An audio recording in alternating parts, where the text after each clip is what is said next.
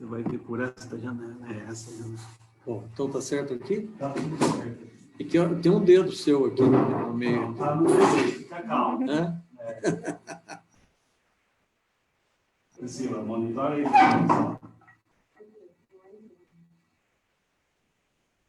E seu esposo está bem? Tá bem, graças a Deus. E a turma aí? Não estou escutando ela. Oi? O som dela não está aqui entrando. Não. Você tá com fone de ouvido? Não, tira aqui então. Acho que é melhor, né? Está melhor? Suas filhas, como é que estão? Estão bem, graças a Deus. E chegou mais neto? Ixi, agora temos o Matheus, 7. Que lindo, né? Espetacular. Eu vi foto. Eles estão evoluindo muito bem, espetacular. Maravilha. Lindo, eu vi foto. Parabéns, professor. Obrigado. Começamos. Bom, nós estamos aqui numa live que vai ser muito legal. Tenho certeza que todo mundo vai aproveitar demais e participar. Eu sou o professor Eduardo Coelho. Essa minha amiga aqui na frente de vocês é a professora Maria José Costa Oliveira, ela que é pesquisadora, relações públicas, professora doutora, trabalhou comigo na Metrocamp muitos anos, foi coordenadora dos cursos de propaganda e publicidade e de relações públicas. É uma pessoa que é uma luminar, alguém que sabe muito de comunicação e tem um jeito especial de se comunicar. Boa noite, José. Boa noite, professor. Muito obrigada pela oportunidade aqui. Uma honra. Eu é que tenho a honra. Bom, o nosso tema é comunicação em tempos de crise. Eu queria começar com a comunicação normal, aquela que não está na época da crise. 3 meses atrás, nós estávamos com a situação do Brasil, numa determinada situação, e aí estávamos necessitando fazer comunicação. Na área privada, por exemplo, das empresas, as grandes corporações ou empresas pequenas, por que é necessário fazer comunicação na área privada? Nossa, a comunicação ela é necessária em todos os setores, ela é necessária para nós como seres humanos, nós já nascemos com a possibilidade, a predisposição para a comunicação. Mas quando a gente pensa nas organizações, quando a gente pensa nas empresas, é importante a gente considerar que uma empresa ela é uma complexidade, né? Porque ela envolve um grupo grande de pessoas. E quando eu envolvo pessoas, quer dizer, eu faço uma empresa, eu considero que ela é um grupo de pessoas que trabalha para pessoas, né? Então, sim, a questão da comunicação, ela está inerente ao próprio processo. Não há como existir uma empresa se não houver comunicação, e uma comunicação que, na verdade, ela passa desde as questões internas, como também os seus relacionamentos externos. A gente costuma dizer, dentro de algo que a gente chama de comunicação organizacional, que é um conceito amplo da comunicação no primeiro, segundo ou terceiro setor, que nós temos assim diferentes modalidades da comunicação numa organização. Nós temos uma comunicação que é a comunicação interna, como eu já mencionei, mas nós temos também uma comunicação que a gente chama de comunicação institucional, né, que tem a ver com a marca da organização, a construção da sua imagem, a construção da sua reputação, né? Tem a ver com a sua influência político-social dentro de um contexto que ela vive. Tem a comunicação que a gente chama também de uma comunicação mercadológica, que é a comunicação que se faz para o mercado, que é para justamente contribuir para que essa empresa venda seus produtos e serviços. E tem uma comunicação que é uma comunicação administrativa, natural, que precisa existir para que até os departamentos, as diferentes áreas, consigam manter um alinhamento entre as ações para alcançar os objetivos. Então, a comunicação ela está na essência de uma empresa. Não há como pensar uma empresa sem comunicação. Perfeito. Bom, na empresa existem regras, existe uma corporação, e todo mundo recebe os portfólios quando entram para trabalhar numa empresa, sabe exatamente o que é aquela empresa. Na área pública, a gente vê muito mais dificuldade, porque muitas vezes os dirigentes públicos, eles são eleitos a cada 4 anos, podem ser reeleitos ou não, existe uma passagem de gestão de um grupo político, talvez, para outro, e aí a comunicação se torna ou mais difícil ou truncada, porque de uma forma ou outra acaba não tendo continuidade. Como é que você vê a forma de fazer a comunicação pública com todo esse cenário que é meio instável na área política? Eu sempre disse que, no caso dos organismos públicos, né, nós temos um desafio ainda maior comparado com as empresas. As empresas já têm um grande desafio, mas quando eu penso num órgão público, essa complexidade aumenta muito mais, né? E aí, o senhor tocou numa questão que é chave, essa falta de continuidade, né? Eu não digo assim, absolutamente, eu sou extremamente a favor do processo democrático, da renovação, inclusive, mas o que eu falo de continuidade é no sentido de que projetos, eles precisam ter continuidade, né? E aí, isso faz com que, por exemplo, uma comunicação, que a gente chama uma comunicação mais institucional, no caso da empresa, que ela leva a uma construção de... A reputação ela só se constrói, só se consolida ao longo dos anos. Como é que você faz isso no órgão público que não consegue dar continuidade? Como é que você constrói uma reputação se você interrompe esse processo, né? E, de uma certa forma, fragiliza, inclusive, as relações de confiança do cidadão para com esses órgãos públicos. Eu diria que é um grande desafio, mas super possível também de ser concretizado. A gente consegue estabelecer uma comunicação, mas precisa de bastante critério e bastante profissionalismo também. Então, eu vejo assim, política de educação, por exemplo, onde eu vou dar uma continuidade à construção de creches, eu vou criar um programa de digitalização dos conteúdos, capacitar os professores, eu vou criar condições para que a escola tenha uma melhor estrutura, mais recursos, enfim, que ela tenha uma melhor qualidade. Isso é um programa que pode perpassar várias administrações, mas é preciso que haja entendimento disso. Mas muitas vezes... Não, eu só queria fazer uma observação.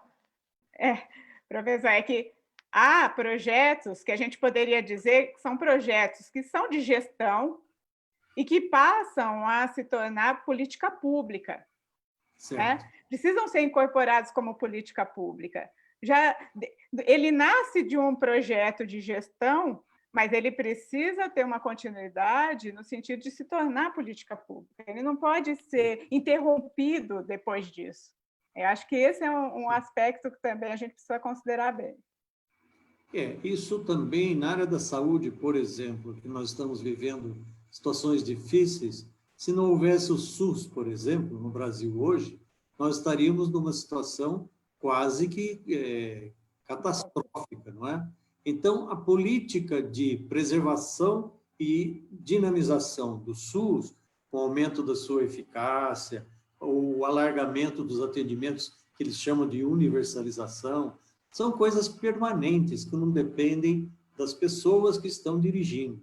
Elas precisam incorporar isso como tese e levar isso adiante. Mas eu pergunto, quanto isso depende das características pessoais do comunicador na área pública, por exemplo?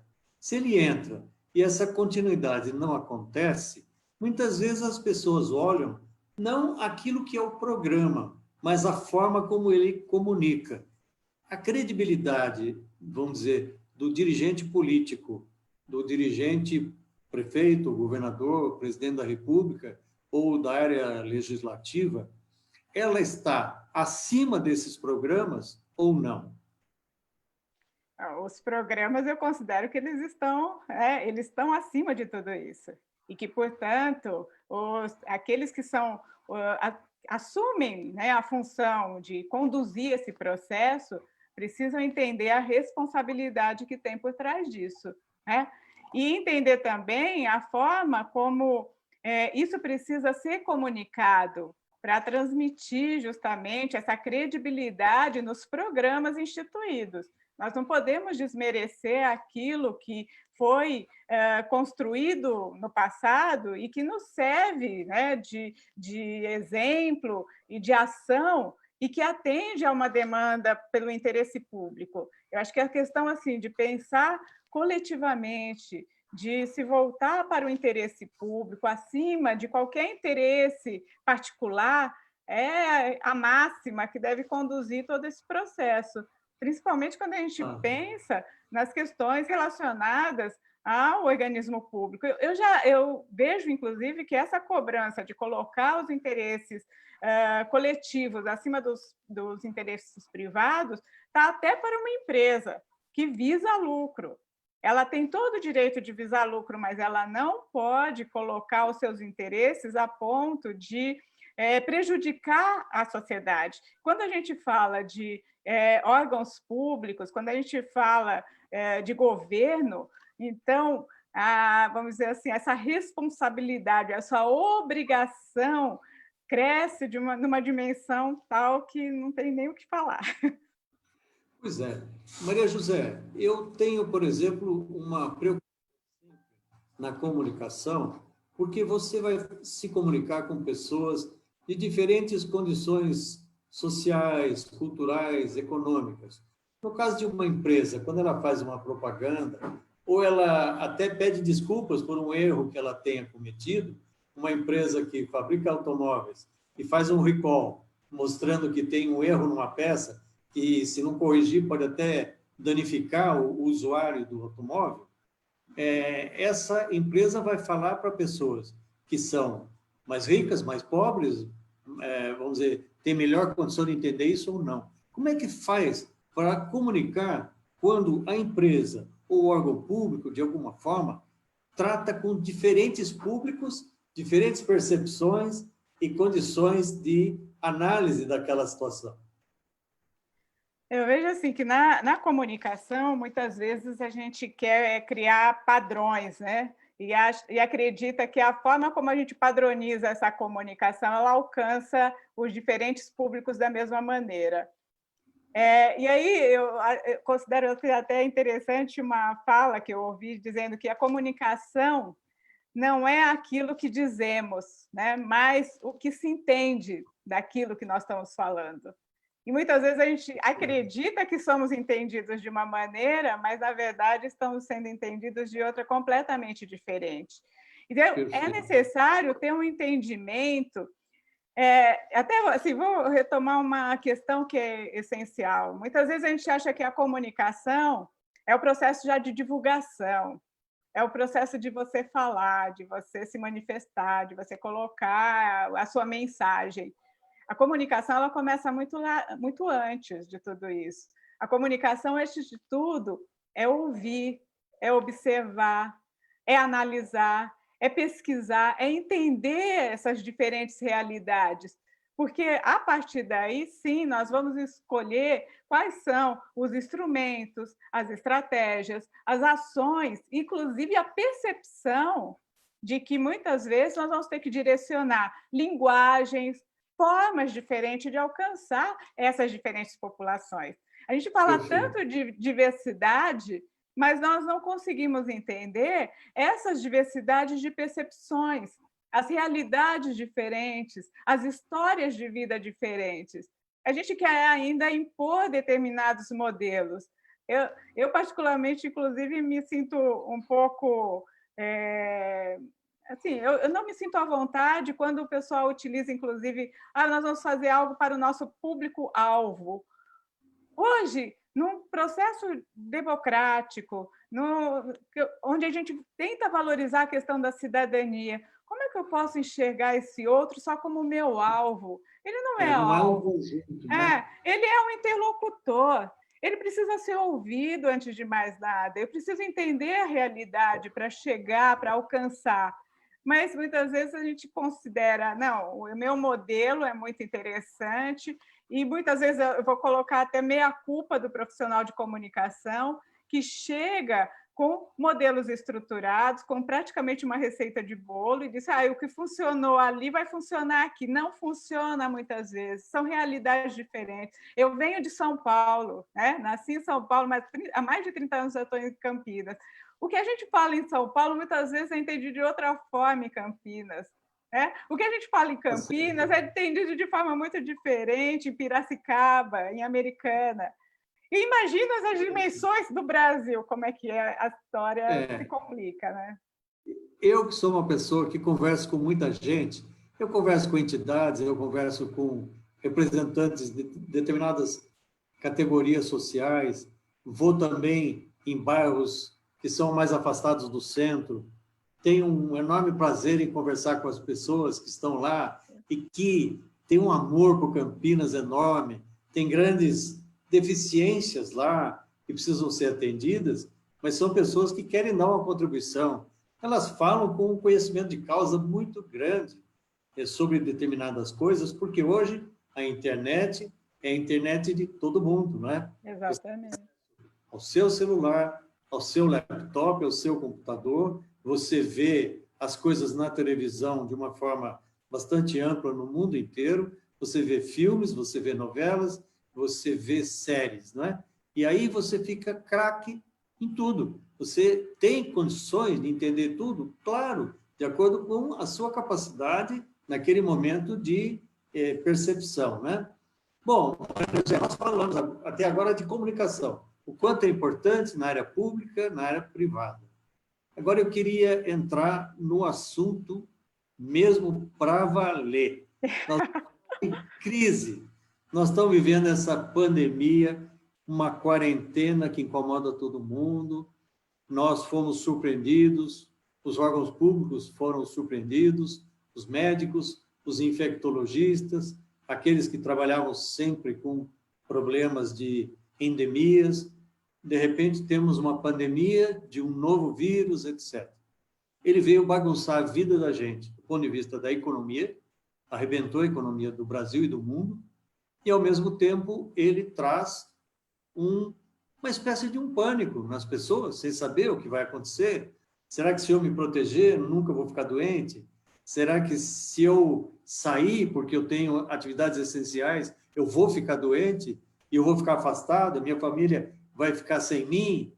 Então, nós, num ambiente de crise como esse, a Vera Piloto, que é advogada, ela pergunta o seguinte: como se comunicar bem em tempos difíceis dessa atual crise e entre o pânico de um lado e o excesso de otimismo de outro, qual a melhor escolha?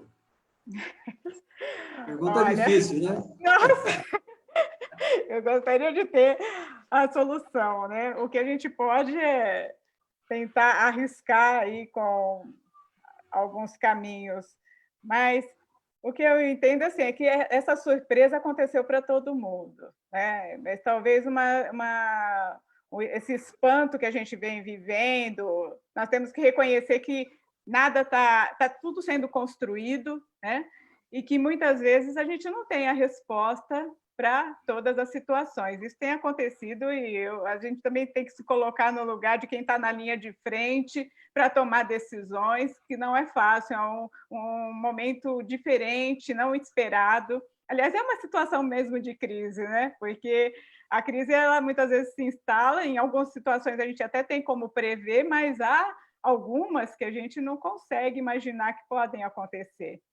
Então, como fazer isso? De fato, nós temos, de um lado, o excesso de otimismo, as pessoas muitas vezes pouco preocupadas, andando, sem usar máscara, sem tomar os devidos cuidados, né? Se acham, acho que, semideus entre o céu e a terra, que podem fazer o que quiser, que não vai ter nada.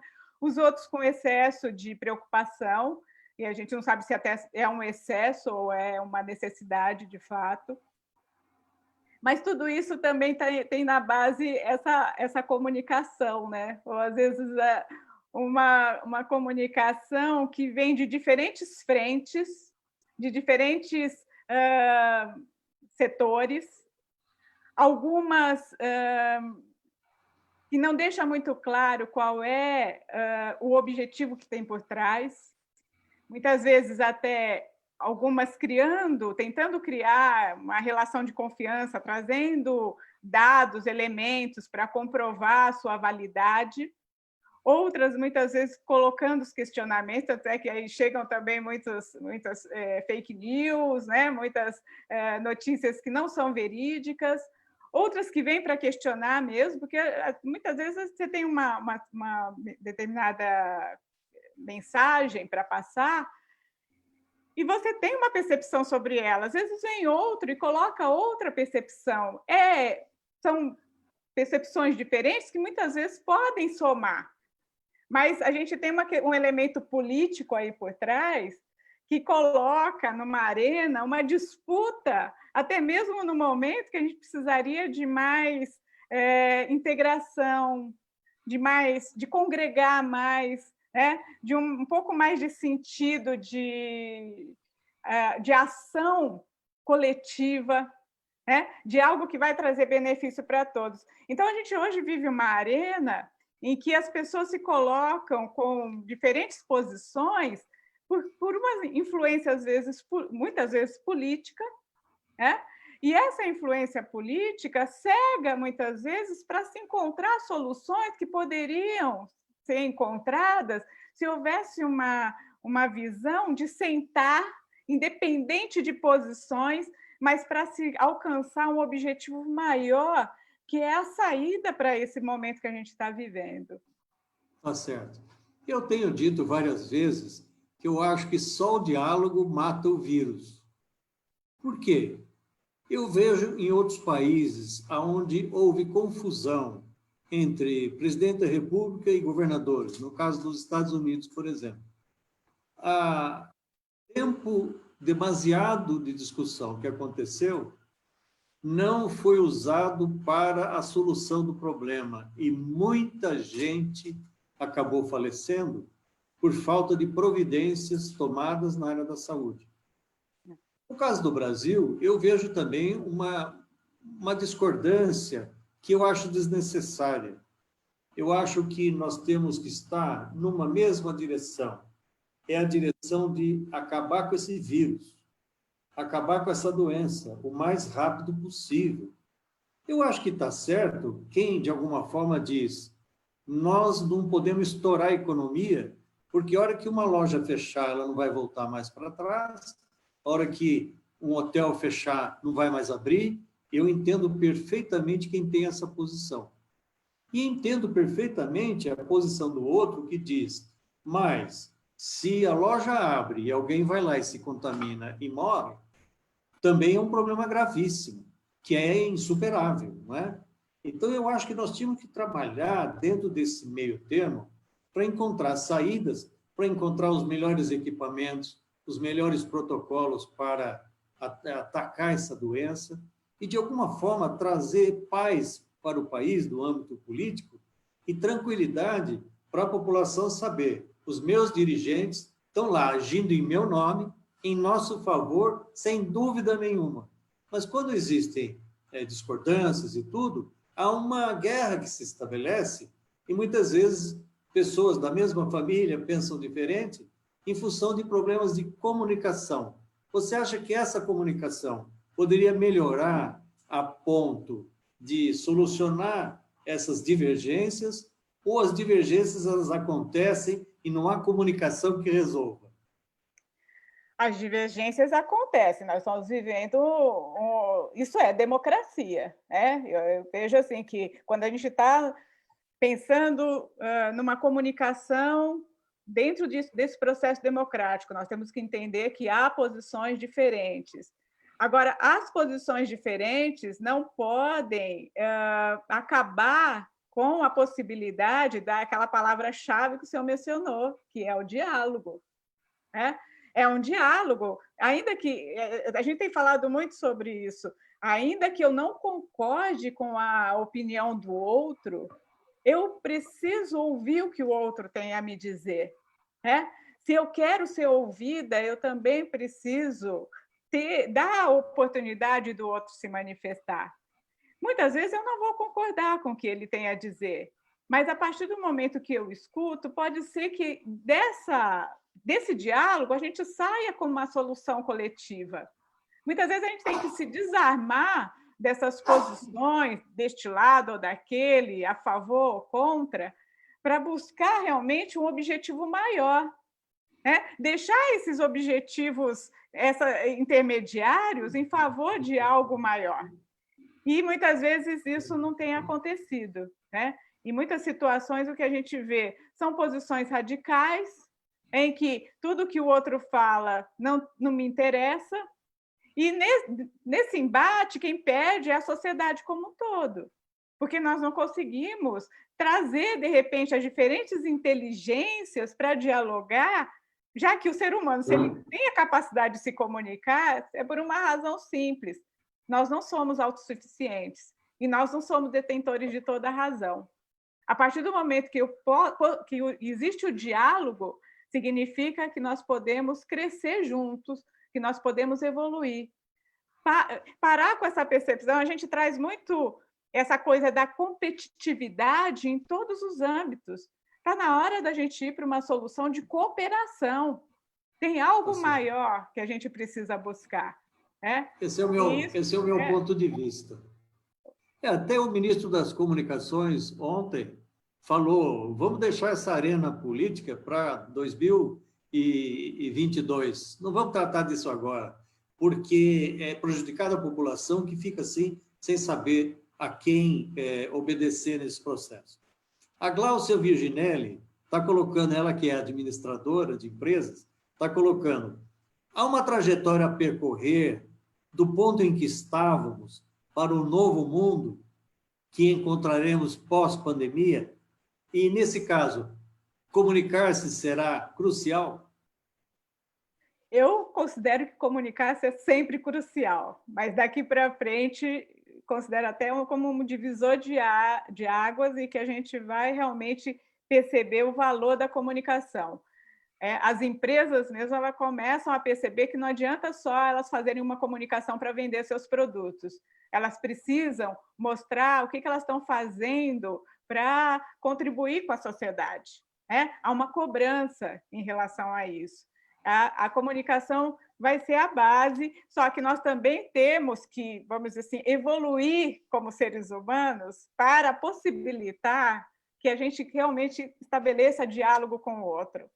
Se nós passarmos por essa evolução, a gente evoluiu muito em termos tecnológicos, mas a gente ainda não evoluiu como ser humano. Nós somos ainda muito primitivos, a ponto da gente não conseguir escutar o outro. A questão da escuta, a questão de você se colocar no lugar do outro, da empatia, a questão do respeito. Meu Deus, numa sociedade que está aí no 3º milênio e a gente não consegue estabelecer um diálogo com respeito, com empatia, com solidariedade, eu considero isso tão primitivo, tão básico. Eu também. E assim, o problema é assim, que sem essa cultura, nós estamos aí com o acesso à tecnologia. E esse é um grande embate, porque nós temos todos os recursos para nos comunicarmos, mas nós não estamos preparados para exercer, de fato, a comunicação na sua plenitude. Então, temos aqui a Silvia Coelho, minha esposa, que é engenheira, é mestre na área de multimeios em educação.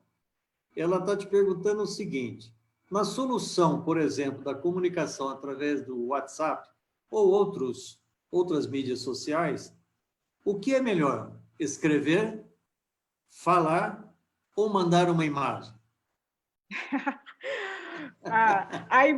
A imagem ela tem um impacto muito grande, né? Mas eu considero... Eu sou uma grande defensora, o senhor sabe, da comunicação integrada, né? Isso. E a comunicação integrada, quando eu falo das diferentes modalidades da comunicação, mas a comunicação também ela é integrada, e até a gente chama hoje de uma comunicação transmediática, né? porque ela é uma transmediática, porque, na verdade, a gente usa os diferentes recursos. Ao mesmo tempo que uma imagem pode falar muito, muitas vezes um áudio também é muito utilizado e muito complementa muito aquilo que eu quero passar, né? Em outras situações, às vezes eu preciso de um material escrito, depende muito. Agora, a imagem, né? A gente até coloca que o ser humano, alguns são mais auditivos, outros são mais visuais, né? Então, uma boa parte dos seres humanos eles são mais visuais. Então, uma imagem ela fala muito, mas de forma alguma a gente pode desmerecer as outras possibilidades. Receber uma mensagem por WhatsApp escrita, hoje também os recursos de áudio, os recursos de uma maneira geral. Agora, cada vez mais, o audiovisual tem tomado seu espaço, né? O audiovisual tem sido importante. Eu tenho também aqui uma pergunta, professor, de uma amiga nossa, que é a Elisanita, nossa querida Elisanita Pugliese. Ela fala como vocês veem a ética na comunicação nesse cenário atual.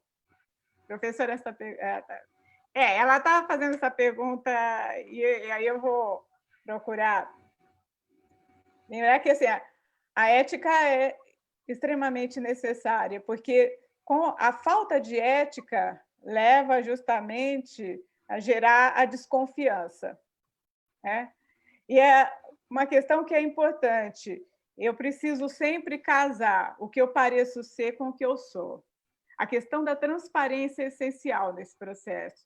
Se não houver transparência, se não houver credibilidade da fonte, não há quem se convença. Eu até posso enganar alguns no primeiro momento, mas a partir do momento que você também vai conhecendo e vai vendo que aquele indivíduo está enganando os outros, vai perdendo a credibilidade.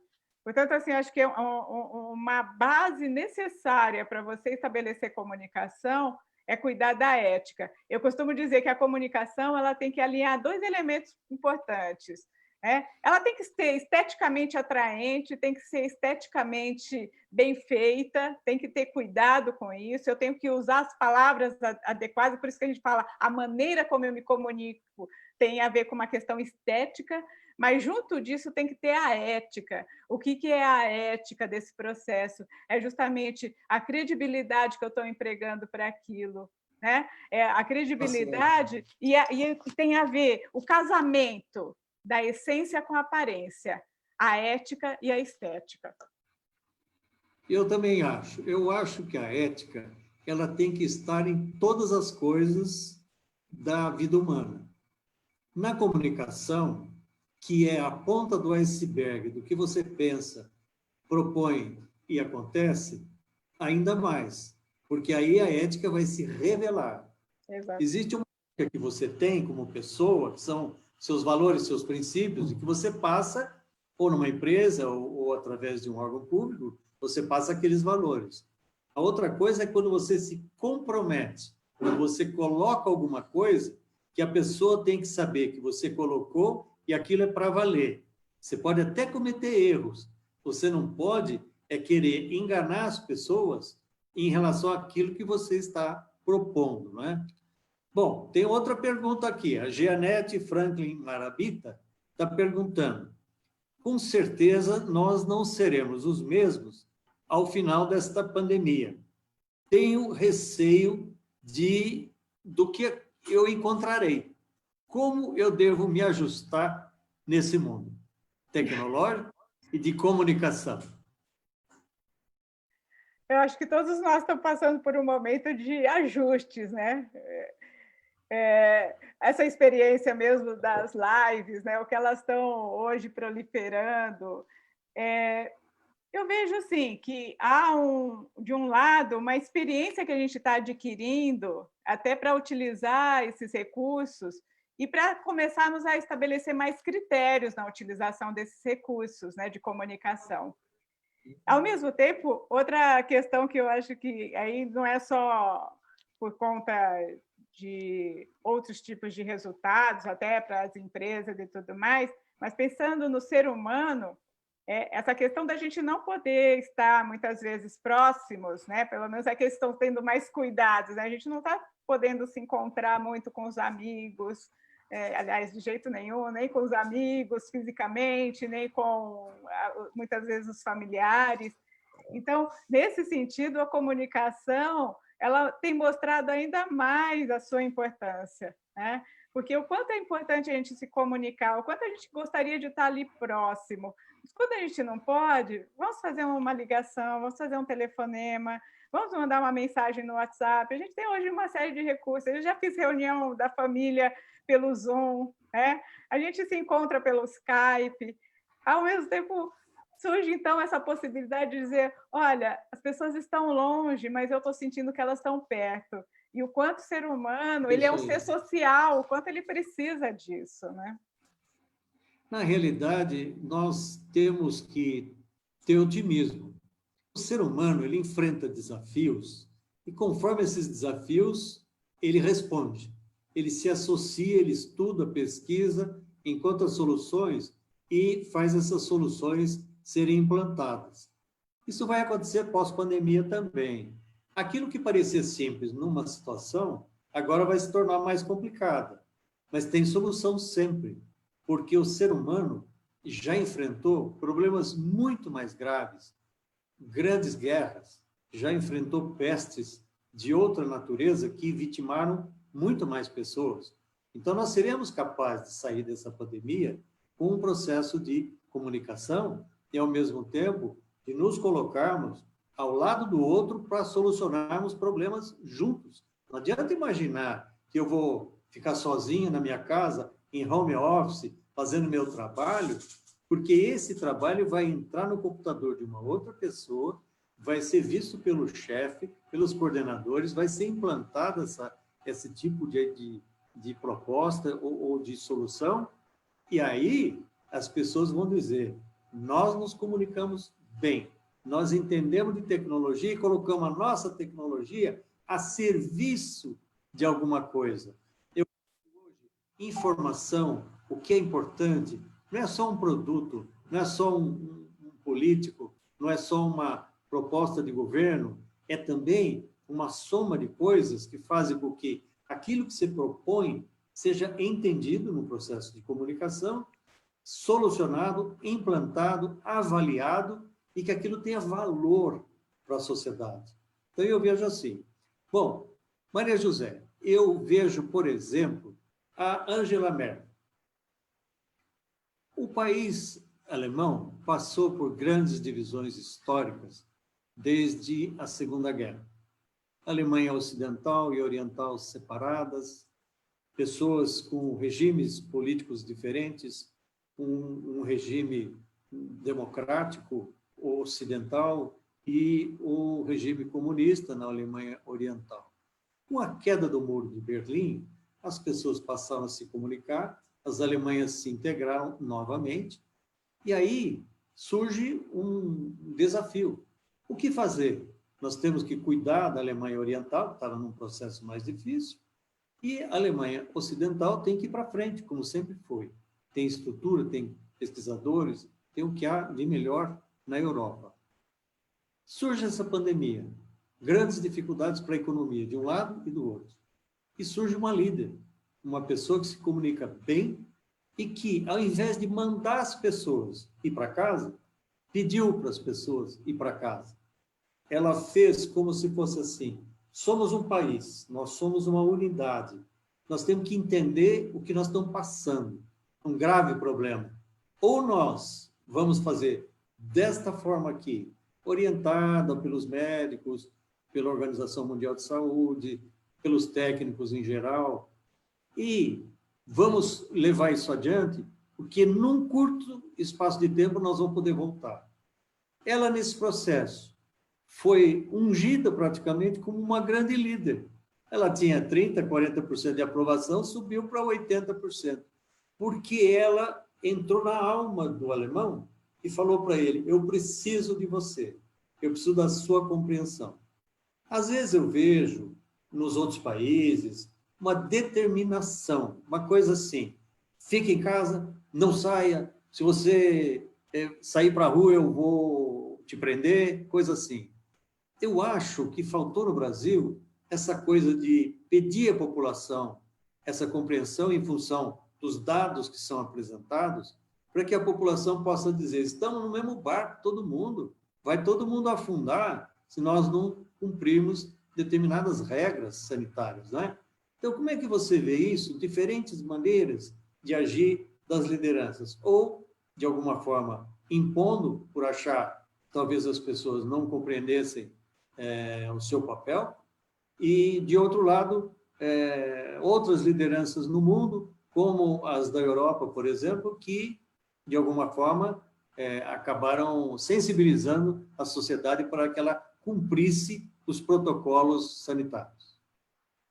Sem dúvida, essa questão de imposição, né, nos tempos que a gente vive atualmente, parece assim, desencontrada do que se procura desenvolver em termos de cidadania, né? Então, eu particularmente acho que uma mensagem positiva, ela meio que não combina com um cenário democrático, né? Nós estamos fazendo aí uma contradição. Não é dar liberdade para que as pessoas tomem as suas decisões, mas é preciso ter algum apelo mais emocional, né? Muitas vezes o pessoal traz muito números, né? Acho os números interessantes, desde que eles sejam apresentados junto com uma mensagem mais humanizada, né? A gente precisa ter uma mensagem mais humanizada para alcançar as pessoas. As pessoas elas estão cansadas de uma carga enorme de informações, de números, de falta de esperança, inclusive, porque em muitas situações ela vê, olha, acho que meu destino é esse mesmo, porque eu não tenho nem como me cuidar, eu não tenho nem como comprar um álcool gel ou um material de limpeza, né? Então, eu posso considerar, quer dizer, qual é a esperança, qual é a luz que a gente tem, que a gente está oferecendo? E que mensagem a gente pode levar de forma a sensibilizar as pessoas? Nós estamos falando de ser humano, não estamos falando de máquinas. Nós não podemos levar uma mensagem como se fosse enviar uma série de dados e achar que o outro vai processar da mesma forma, todo mundo vai processar da mesma forma. É preciso dar sentido para aquela mensagem. É preciso também colocar o aspecto da humanização em tudo isso. E entendendo, inclusive, as diferenças que existem entre as pessoas. Às vezes, uma mensagem pode até funcionar em positiva, pode até funcionar para um determinado grupo, mas não vai funcionar para outro. A gente costuma já colocar isso dentro de empresa. Tem empresa que tem uma cultura mais rígida e que funciona porque os funcionários têm um perfil para isso. O ideal é você considerar a cultura da organização e as pessoas elas se integrarem nessa cultura. Então, elas muitas vezes gostam de um modelo de imposição, mas em muitas situações, você querer impor, você querer colocar um modelo mais autoritário, mais de imposição, num contexto que as pessoas preferem receber uma mensagem mais acolhedora, mais inspiradora até, muitas vezes o que acontece é que a gente não tem o resultado.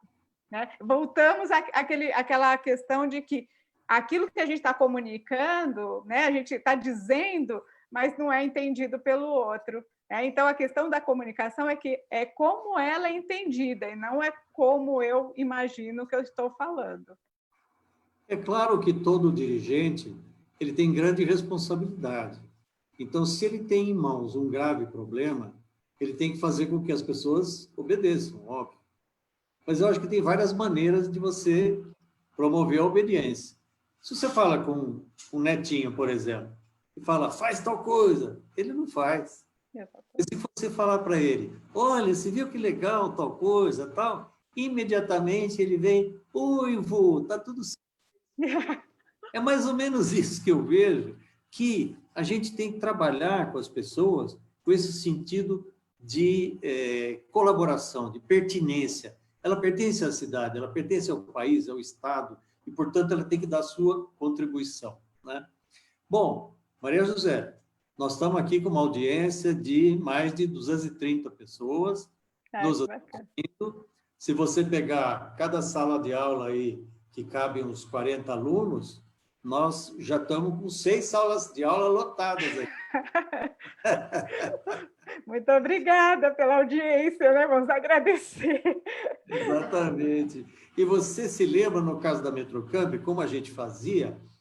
Os alunos, por exemplo, que não podiam estudar e trabalhar, era muito complicado, e às vezes não tinham nem recursos para pagar a mensalidade, né? Tinha um programa chamado Prometro, que vocês administravam, os professores e tudo, os alunos iam nas entidades e ofereciam serviços gratuitamente para as entidades, mas ele pagava aquilo que lhe era dado através de um serviço, né? E eu vejo hoje muita coisa boa acontecendo, que tanta gente, através de lives e tudo, estão organizando coletas de alimentos, de agasalhos, de máscaras e tudo, para viabilizar que haja uma distribuição isso para as pessoas mais necessitadas, né? E nesse processo surgiram aos montes.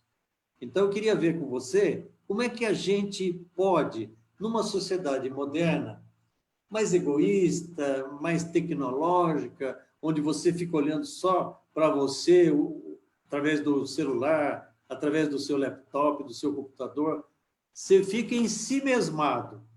Como é que agora essa pandemia nos orientou a ficarmos mais altruístas? Como é que você está vendo isso num processo de mudança de comunicação? Eu vejo assim que existe na nossa natureza, na nossa essência, essa predisposição para fazer pelo outro, né? É que a gente não deixa, muitas vezes, talvez a gente entre num sistema, numa rotina, num dia a dia, que vai consumindo e vai tirando essa nossa capacidade de enxergar mais o outro. A gente tem que dar conta de tantas coisas que, muitas vezes, a gente descuida de algo que é essencial, né? Na verdade, deveria estar em primeiro lugar, né? Como é que a gente está lidando com o outro, como é que a gente está também...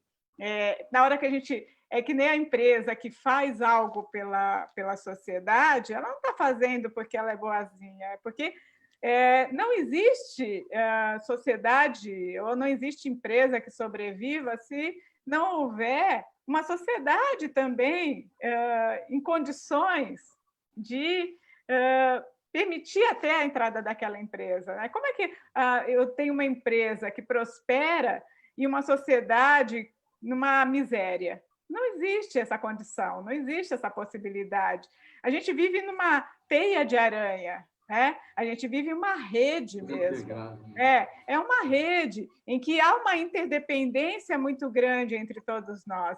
E a gente não para pensar. Agora, esse momento da pandemia levou muitas vezes as pessoas a refletirem e a pensarem na necessidade de estar com o outro quando não pode estar, na necessidade de ajudar o outro ou de ser ajudado. É uma troca, né? Porque nós, voltando a dizer aquela questão, o ser humano ele é um ser social. Ele não pode ser individualista, ele não pode se achar autossuficiente, independente. Ao contrário, cada vez mais ele depende do outro. Mas eu até lembro uma frase de um autor, que é o Erich Fromm, que ele falava o seguinte, que a aventura da sociedade moderna afeta o ser humano de algumas maneiras, né?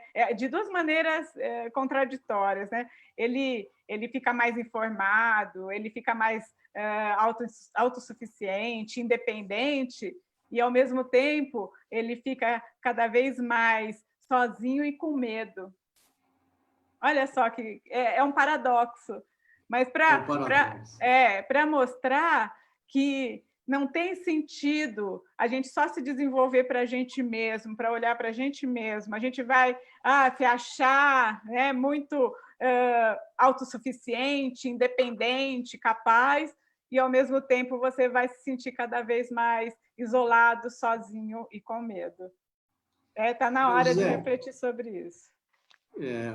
Falando numa crise como essa, Por exemplo, a parte dos medicamentos, né?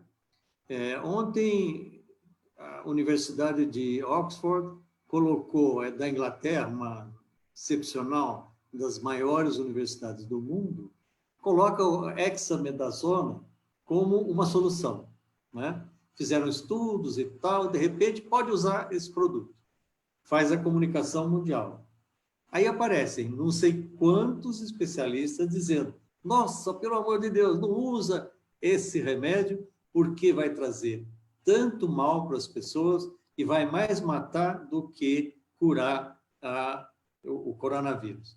Então, eu queria saber, nesse processo de comunicação, como ficam as pessoas perante tanta informação cruzada, que muitas vezes é contraditória, e você fica sem saber o que fazer. Se, por exemplo, você cai num hospital, numa UTI, e o médico fala: eu vou usar a hexamedazona para você. Aí você fala: não, pelo amor de Deus, a universidade falou que pode, mas a outra falou que não pode, não usa isso em mim. Ou então, usa porque eu acredito em tal universidade. Você imaginou a situação que fica perante essa falta de congruência em relação às coisas? Eu vejo, bom, é lógico que muitas vezes há uma boa intenção, né, das pessoas quererem, instituições, pesquisadores, procurarem descobrir medicamentos de forma acelerada para realmente parar com tudo isso, resolver um problema.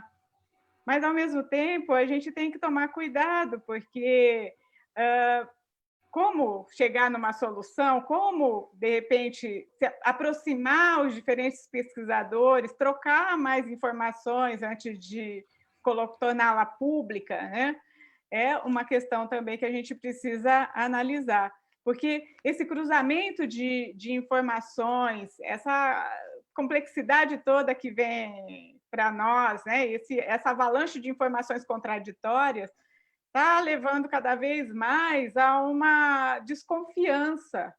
E eu costumo também lembrar que uma das bases para uma sociedade crescer, prosperar, se desenvolver, resolver seus problemas, uma das bases, um dos alicerces, é a confiança. E cada vez mais a gente mesmo, nós, né, estamos minando isso, muitas vezes por meio da comunicação, nós estamos minando a confiança, nós estamos jogando pelo ralo. Agora, que sociedade se sustenta sem confiança? Nenhuma sociedade se sustenta sem confiança. Então, a gente tem que ter muito cuidado, sabendo, ainda que haja muitas intenções positivas, mas de alguma forma, a gente precisa ter, vamos dizer assim, a comprovação de que o que está sendo testado traz mais benefícios do que problemas, né? Ter essa comprovação. Eu não sou especialista no assunto para tratar, né, e até para debater sobre, mas eu vejo assim, no papel da comunicação, na hora que a gente torna público uma determinada informação, a gente tem que ter bastante critério, porque isso pode ser positivo de um lado, mas, em geral, tudo isso pode gerar mais inquietações, mais desconforto e mais desconfiança na sociedade.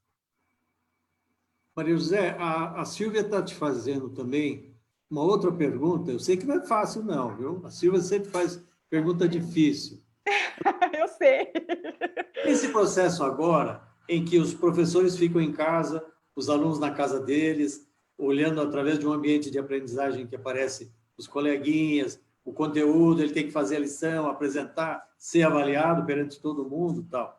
Tem crianças que são tímidas, ou não sabem usar o computador, a mesma coisa que o outro, ou então ele não sabe se expressar, ele tem dificuldade, talvez, de perguntar, de tirar foto, de gravar e conversar, talvez, né?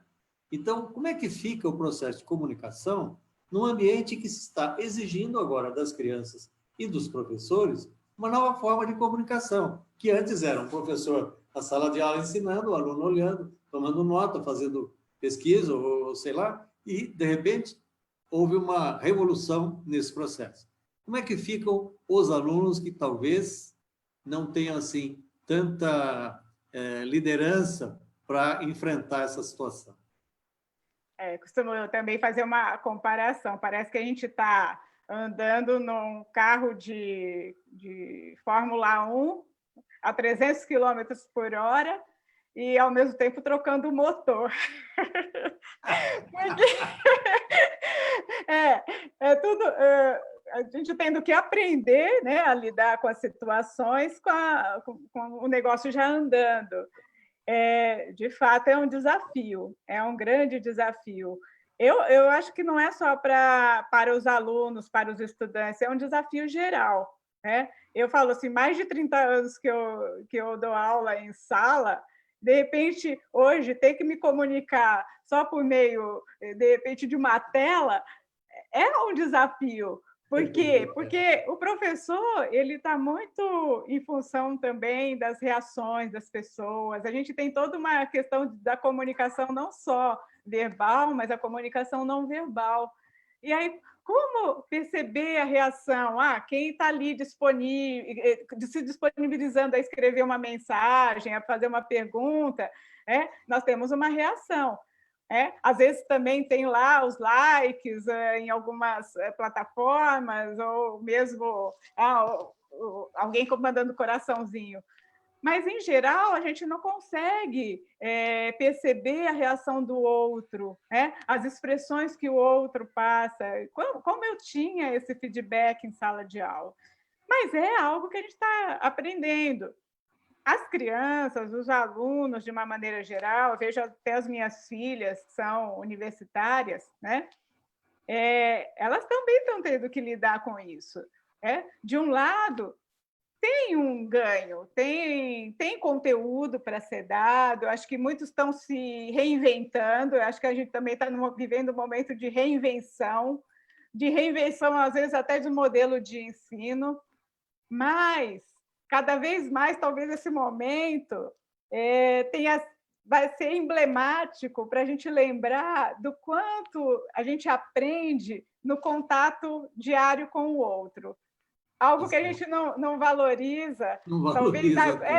Talvez agora a gente fala, nossa, tão bom estar lá com os meus colegas, tão bom, de repente, estar ali perto do professor, tão bom estar com os meus colegas de trabalho e poder compartilhar com eles algumas angústias, algumas questões. Mas também vejo que, a partir de agora, nós teremos muitas ações e muitas atividades que serão feitas à distância. Eu acho que a gente vai ter que avaliar aquilo que cabe de maneira distante e aquilo que vai ainda demandar uma presença física. Até para a nossa saúde mental e emocional, porque o contato com o outro é essencial. Maria José, falar em saúde mental, eu hoje sou craque de WhatsApp, de Instagram, de Facebook, eu estou navegando igual todo mundo aí. Mas, enfim, eu queria, nesse contato que eu tenho com as mídias sociais, eu me assusto um pouco com certas pessoas que pegam alguns arquivos que elas recebem e nem olham o que é e já compartilham, mandam para frente e tal, e às vezes está mandando uma fake news brava. Aqui, se você for olhar, não tem um fundo de verdade, né? Então, de um lado, a gente tende a acreditar que é verdade o que mandam para nós, e por isso, talvez, a gente mande para os amigos achando que está fazendo um bom serviço, entendeu? Então, eu queria saber, primeiro, o fenômeno da fake news. Como é que você vê isso? Segundo, nosso comportamento em relação à fake news, que às vezes a gente nem sabe onde olha para ver se é fake news ou não, e acaba compartilhando com outros e proliferando coisas que não são verdadeiras e que, em alguns casos, podem até denegrir determinada imagem de pessoas e tudo mais.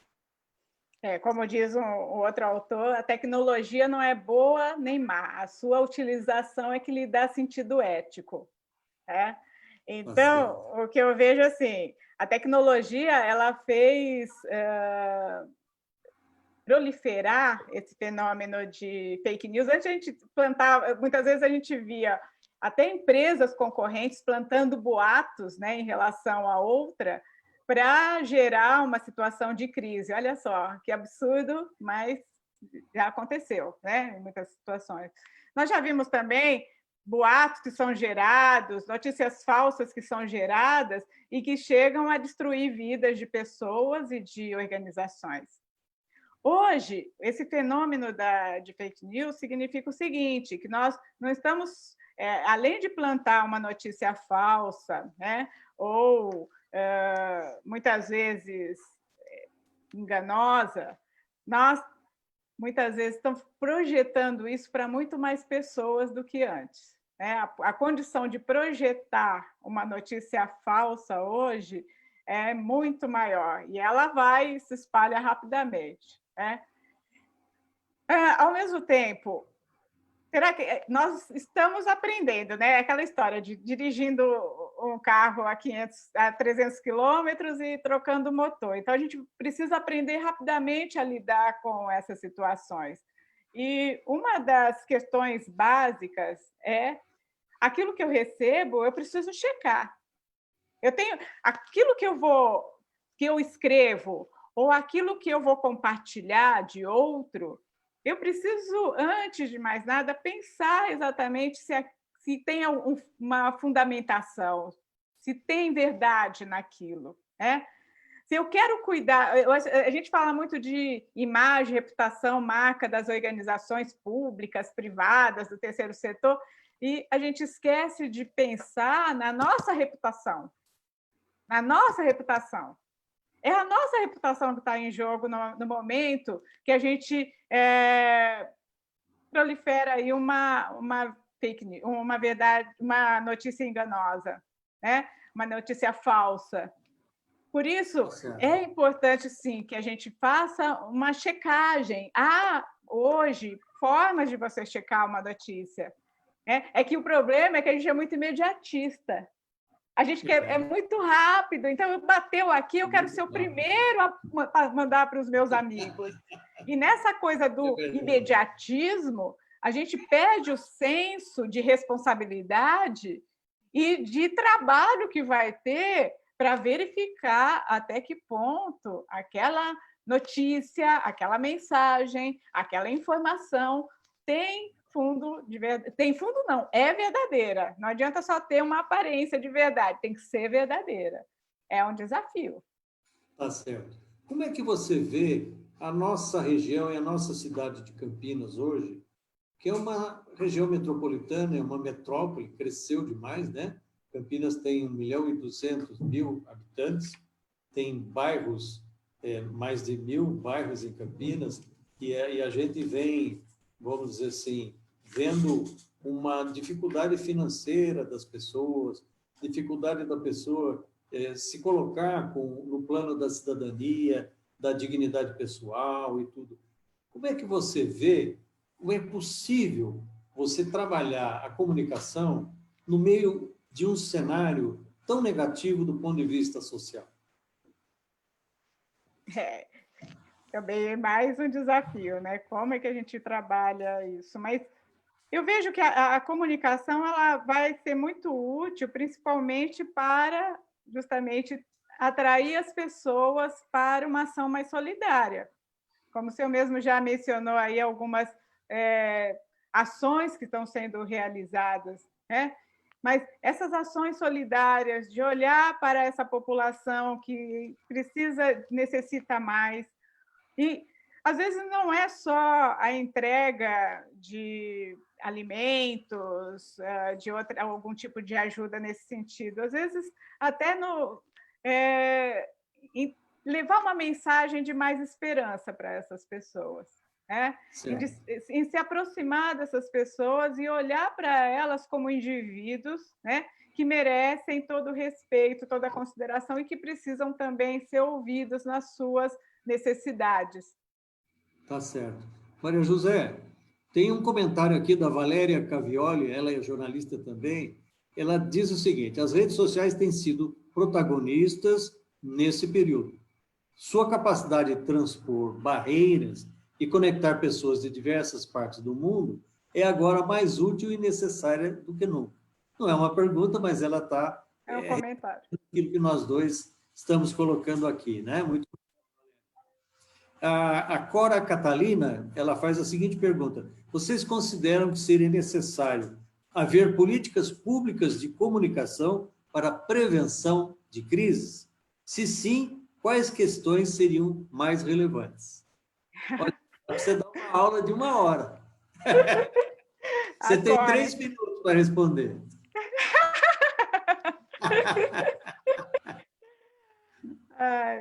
Não, eu considero sim que a comunicação, ela tem que ser vista como uma política pública, ela exige uma política pública, e de pensar, inclusive, situações, né, que a gente pode viver de crise como essa que a gente está vivendo. Infelizmente, só se chama atenção para isso depois que as crises acontecem. É como nas empresas. Muitas vezes as empresas só vão cuidar da sua gestão de crises a partir do momento que ela vive um problema ali na pele. Enquanto ela vê acontecendo com o outro, é com o outro. Ela não consegue se colocar no lugar do outro. A questão da empatia é algo desafiador, porque as pessoas não conseguem se colocar no lugar do outro. Então, a partir do momento que você vive uma crise, aí talvez comece a chamar a atenção. Infelizmente, assim como a comunicação, a gestão de crises ela só é valorizada diante já de uma situação complexa, né? A comunicação, muitas vezes, também passa por isso. A gente só vai valorizar uma comunicação com foco, até as ações de responsabilidade social e tudo mais, a partir do momento que você sentir na pele o quanto aquilo está fazendo falta. A gente, às vezes, não consegue contabilizar, a gente não consegue transformar em números o quanto que aquilo agrega de valor para uma organização, para uma sociedade. Mas, a partir do momento que a crise se instala, aí você vê o quanto você perdeu por não ter gerenciado de forma adequada esse processo. E há como você prevenir, há como você pensar e falar, eu não posso só viver um dia após o outro como se nada fosse acontecer. Existem N situações que a gente pode levantar, fazer um planejamento e estabelecer quais são os caminhos a serem percorridos. Alguns nos surpreendem, né? Alguns realmente ninguém ainda tem uma resposta pronta, como é o caso aí da pandemia. Mas em termos até, eu não digo nem só locais, mas em termos até globais, muitas vezes a gente via filmes, documentários e tudo mais, mostrando que poderia ter algo que teria um impacto no mundo. Mas a gente achava sempre que aquilo era ficção. A partir do momento que a gente vê isso no nosso dia a dia, aí você fala, poxa, aquilo não era só ficção. Talvez se eu tivesse pensado numa política até global de como agir numa situação como a gente está vivendo hoje, o impacto poderia ser bem menor. Perfeito. Maria José, eu queria que você soubesse que a gente tem uma grande admiração por você, seus alunos também, todo mundo que... parece que nós temos mais tempo agora? Opa, ganhamos um tempo aí, o Google está nos iniciando mais alguns minutos. Então, vamos continuar. Olha, você, para comunicar, você precisa de comunicadores, não é? São os dirigentes, as pessoas, mas, sobretudo, os profissionais da comunicação. Eu vi essa entrevista que o Nizam Guanais deu, ele que é um ícone nessa área, e ele falou o seguinte, eu estou num momento de achar que ninguém tem razão, mas todo mundo tem razão. Quer dizer, eu ouço um lado, eu acho que ele tem razão. Eu ouço o outro, eu acho que ele tem razão. Aquele negócio que a razão está no meio, em médio virtus, mais do que nunca está me demonstrando que é necessário, né? E ele falou também uma coisa que me sensibilizou muito e que é já a minha maneira de pensar. Hoje nós temos que ouvir, ouvir e ouvir. Porque, a partir do momento em que a gente ouve os outros, a gente minimiza aquilo que a gente acha como já verdade absoluta. A gente começa a perceber que para alguma coisa com a qual a gente intervém dar certo, a gente precisa ouvir o outro mesmo, dialogar, ir para frente, enfrentar juntos e encontrar saídas. Nós já fizemos isso tantas vezes juntos na área da educação e sabemos que os projetos são assim, eles são longos, eles são difíceis, mas o ser humano, ele gosta de chegar em algum lugar, não é? E como é que você acha que os comunicadores estão sendo formados hoje para ter essa mentalidade de um mundo moderno, de um mundo tecnológico e, ao mesmo tempo, de um mundo que tem que chegar no coraçãozinho da pessoa, mesmo a pessoa sendo 1 em 7 bilhões de pessoas? Então, eu vejo que a gente ainda tem muito para caminhar. Eu acho que a gente tem muito para caminhar. Você falou aí da questão da escuta, da entrevista do Nizam com o Anais, que eu também adorei. E eu já até escrevi sobre isso, e eu tenho falado e falei num programa recente. Eu vejo que hoje a gente vive, vamos fazer uma analogia com a Torre de Babel. A gente vive uma Torre de Babel, em que todos falam, ou todos querem falar, e ninguém escuta. A gente não quer escutar o outro. Então, a condição do diálogo aí, ela está sendo muito comprometida. A gente só quer escutar aquele que fala aquilo que eu quero concordar, com o que eu concordo. O que eu vejo de desafio para o profissional de comunicação é que ele precisa conhecer todos os instrumentos, todos. A gente nunca conhece todos os instrumentos, mas vamos conhecer os instrumentos, as estratégias. Considero isso importantíssimo. Mas antes disso, e principalmente, a gente vai precisar aprender, antes de querer falar, aprender também a ouvir. O próprio profissional de comunicação acha que comunicar é falar. Comunicar é informar. A comunicação é um processo muito mais amplo. Ele exige um conteúdo, ele precisa de meios, mas ele precisa principalmente de interlocutores. Como eu falei já nos minutos atrás, não se trata mais de enxergar o outro como o alvo da minha mensagem. Se trata agora de enxergar o outro como o meu interlocutor. E se é meu interlocutor, eu falo na proporção que o outro também vai falar. Eu tenho que entender essa dinâmica, porque isso gera o diálogo. E, às vezes, da parte dos profissionais de comunicação, a gente ainda vê muito uma postura de chegar para entregar algo pronto, e não algo construído conjuntamente. Eu digo hoje assim, que nós temos que aprender, como profissionais de comunicação, a fazer com as pessoas e não fazer para as pessoas. Essa mudança tem um significado, o sentido é outro completamente. Muito bem. Tem um grande cara aqui, que é o Claudinei Fortes. Ele está nos fazendo uma pergunta, praticamente é um comentário. Ele é muito especialista também nessas áreas de comunicação. E ele diz o seguinte: nós estamos vivendo hoje um paradoxo que ele chama de abilene, que é a comunicação truncada. O indivíduo toma uma decisão baseando-se na suposição de que um grupo vai agir de determinada forma. Como é que você vê isso? Quer dizer, no fundo, eu estou tomando uma decisão, comunicando e achando que aquele grupo para o qual estou comunicando vai agir de determinada maneira. E por isso eu me comunico com ele daquela forma. Ou seja, a comunicação fica absolutamente truncada, porque quando eu vejo que eu tenho que me comunicar só para falar aquilo que querem ouvir, eu praticamente também não comuniquei o que eu sinto, o que eu penso, não é? Por isso que, antes de tudo, tem uma questão que eu tenho a liberdade de falar, eu tenho a liberdade de me comunicar.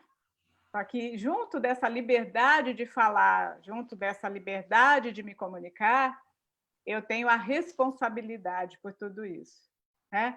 Então, eu tenho que ter muita responsabilidade por aquilo que eu comunico. Eu não posso só querer aplausos de um determinado grupo.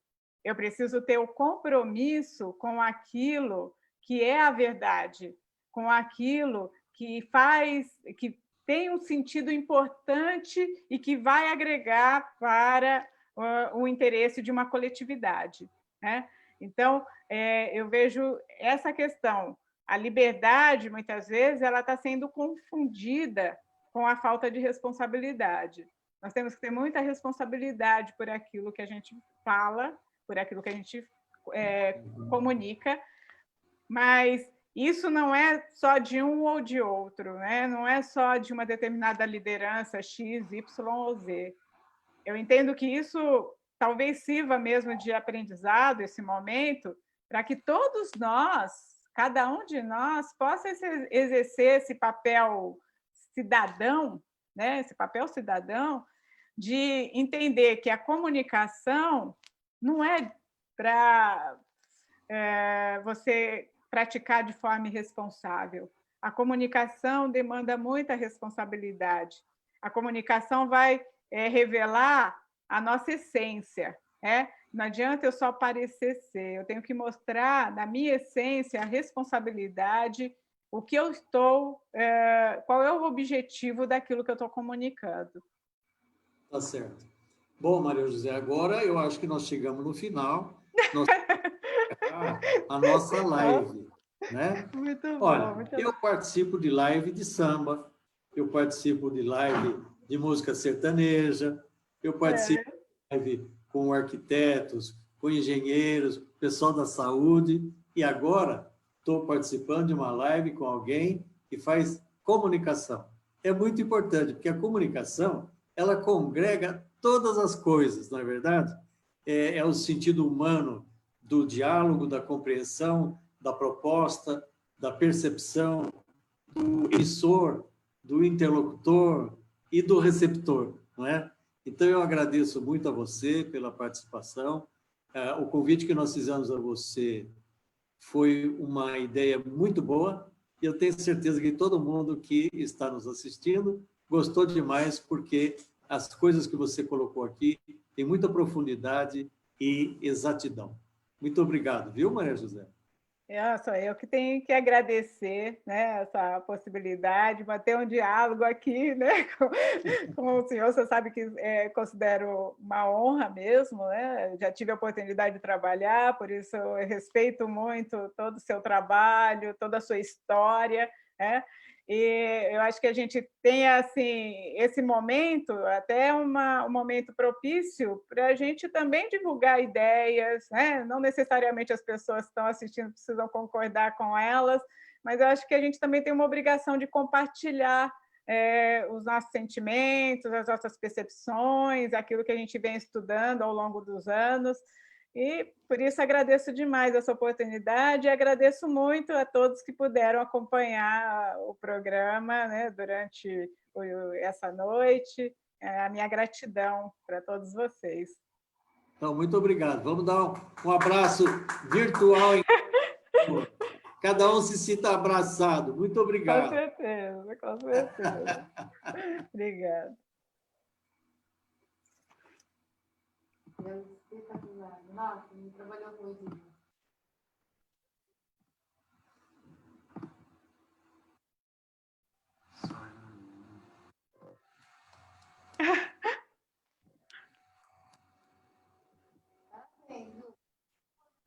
Solto. É um assunto também diferente, está passado, né? O Marx faz sua verdade, né?